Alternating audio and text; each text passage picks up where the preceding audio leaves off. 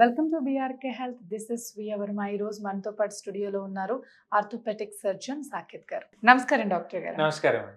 ఎలా ఉన్నారు డాక్టర్ గారు? బాగున్నానండి. How are you? I'm good doctor గారు. డాక్టర్ గారు, తరచూ ఆడవాళ్ళలో నడుము నొప్పి చూస్తున్నాం. అసలు ఎందుకు ఇలా అవుతుందంటారు?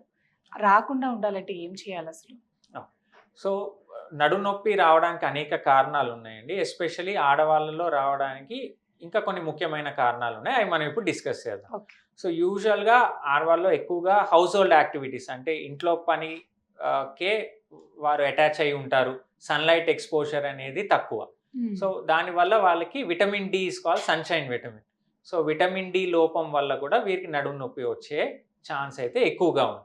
సో ఇంటి పనుల్లో నిమగ్నం అయ్యి కూడా ఎక్కువగా వంగి చేసే పనులు, బరువు లేపడము, ఒకవేళ మెట్లు ఎక్కి దిగాల్సి రావాల్సి వస్తే కనుక మాత్రం అవి కూడా ఎక్కువ చేయాల్సి వస్తుంది. లిఫ్ట్ లేదనుకోండి, పైకి కిందకి తిరగాల్సి వస్తే కూడా ఏదైనా తెచ్చుకోవాలన్నా, వెచ్చాల అలాంటివి తెచ్చుకోవాలన్నా కూడా మెట్లు ఎక్కి దిగాల్సి వస్తే కూడా, దాని తర్వాత ఇంట్లో క్లీనింగ్ అవి చేసేటప్పుడు కూడా నడుము పట్టేయడాలు, రాంగ్ పోస్చర్లో పనిచేయడం వల్ల కూడా వీరికి నడుము నొప్పి వచ్చే అవకాశం అయితే ఉంటుంది.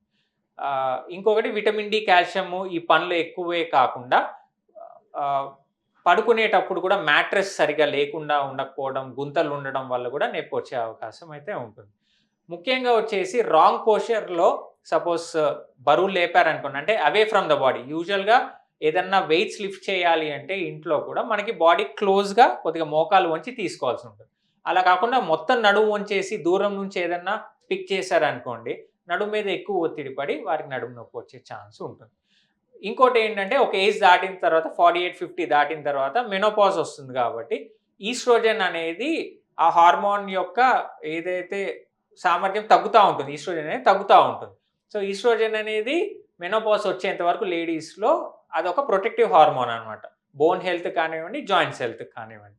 సో ఆ హార్మోన్ యొక్క ప్రొటెక్షన్ ఉండదు కాబట్టి బోన్స్ కూడా వీక్ అవడం అనేది స్టార్ట్ అవుతూ ఉంటుంది. సో దానివల్ల కూడా వారికి నడుము నొప్పి అనేది స్టార్ట్ అవ్వడం జరుగుతుంది. ఇంకోటి ఆస్టియోపోరోసిస్ అని మనం అంటాం. ఆస్టియోపోరోసిస్ అంటే బోన్స్ పలచబడడం. సో ఒక ఏజ్ దాటిన తర్వాత బోన్స్ పలచబడడం అనేది స్టార్ట్ అవుతుంది. ఎముకల సాంద్రత అనేది తగ్గుతూ ఉంటుంది. సో దానివల్ల కూడా బ్యాక్ పెయిన్ అనేది స్టార్ట్ అవుతాం. ఇంతకుముందు దెబ్బ తగిలినా, ఏదైనా కింద పడ్డా దానికి ట్రీట్మెంట్ తీసుకోకపోయినా కూడా ఈ నడుము నొప్పి అనేది లేటెస్ట్ స్టేజ్లో ఎక్కువగా తిరిగిపెట్టే అవకాశం అయితే ఉంటుంది.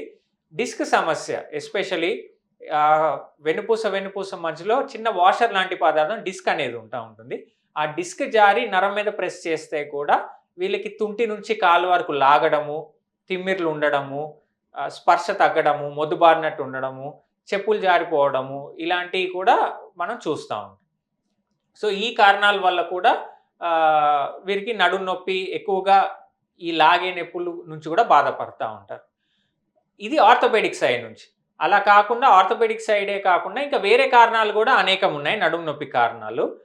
ఈ బోన్కి సంబంధించి, నడుముకి సంబంధించి స్పైనే కాకుండా యూజువల్గా లేడీస్లో ఎస్పెషలీ యూరినరీ ట్రాక్ట్ ఇన్ఫెక్షన్ అంటే మూత్ర సంబంధించిన ఇన్ఫెక్షన్లు కూడా యూజువల్గా ఎక్కువగా ఇన్సిడెన్స్ ఉంది మగవాళ్ళతో కంపేర్ చేస్తే. సో యూరినరీ ట్రాక్ట్ ఇన్ఫెక్షన్ ఉన్నా, లేదా గైనకాలజీ సమస్యలు అంటే తెల్లబట్ట అవుతున్నా, లేదా వాళ్ళకి ఏదైనా పెల్విక్ ఇన్ఫ్లమేటరీ డిజీజ్ అని మనం అంటాం. సో ఆ ప్రాబ్లం ఉన్నా కూడా దానివల్ల కూడా వారికి బ్యాక్ పెయిన్ అనేది వస్తూ ఉంటుంది. కొంతమందికి మోషన్ సాఫీగా అవ్వదు, కాన్స్టిపేషన్ సమస్యతో బాధపడుతూ ఉంటారు. సో వారికి కూడా నడుము నొప్పి వచ్చే అవకాశం ఉంది. కిడ్నీలో రాళ్ళు ఉన్నా కూడా నడుము నొప్పి వచ్చే అవకాశం ఉంది. సో ఇన్ని కారణాలు ఉన్నాయి. ఎస్పెషల్లీ ఆర్థోపెడిక్ సైడ్ చూసుకుంటే మనం డిస్కస్ చేసినవి. సో ఎందుకు వస్తుంది అనేది ఒకసారి డాక్టర్ని సంప్రదిస్తే ఇవాల్యుయేట్ చేసి ఆ కారణానికి తగ్గట్టు ట్రీట్మెంట్ తీసుకుంటే వీరు వెన్నుపూస లేదా బ్యాక్ పెయిన్ రాకుండా నివారించవచ్చు. ఫుడ్ హ్యాబిట్స్ మీద కూడా ఏమైనా ప్రభావం చూపిస్తుందా డాక్టర్ గారు? సో ఫుడ్ హ్యాబిట్స్ కూడా, ఫుడ్లో కూడా కాల్షియం రిచ్ ఫుడ్స్ తీసుకోవాలి వాళ్ళు. అండ్ ఇంకోటి ఎక్కువగా బరువు కూడా. సో ఫిజికల్ యాక్టివిటీ లేకుండా ఉంటే కూడా, ఇంటి పట్టునే ఉంటే ఎక్కువగా ఫిజికల్ యాక్టివిటీ లేకుండా ఉన్నప్పుడు కూడా వారికి బ్యాక్ పెయిన్ వచ్చే ఛాన్స్ ఉంది. ఎందుకంటే మనకు నడుముకు సంబంధించిన కండరాలన్నీ కూడా బలహీన పడిపోతాయి ఫిజికల్ యాక్టివిటీ లేకపోతే. సో దానివల్ల కూడా డైరెక్ట్గా వెయిట్ అనేది వెన్నుపూస మీద పడుతుంది, బ్యాక్ పెయిన్ కూడా వస్తుంది. పొట్ట ఎక్కువ ఉన్న వాళ్ళలో కూడా, అధిక బరువు ఎక్కువ ఉన్న వాళ్ళలో కూడా సో వారికి బ్యాక్ పెయిన్ వచ్చే అవకాశం ఉంది. ఎందుకంటే మనకి ముందు పక్క ఏవైతే కండరాలు ఉన్నాయో వెన్నుపూస కండరాలు ఆ రెండు కూడా సరిసమానంగా బలంగా ఉండాలి. సో పొట్ట ఎక్కువ అయ్యేంత కొద్దీ ఆ వెన్నుపూస కండరాలు కూడా దాన్ని కాంపెన్సేట్ చేయలేవు. సో దానివల్ల కూడా వాళ్ళకి బ్యాక్ పెయిన్ అనేది వస్తూ ఉంటుంది. సో బరువు కూడా అదుపులో ఉంచుకోవాలి.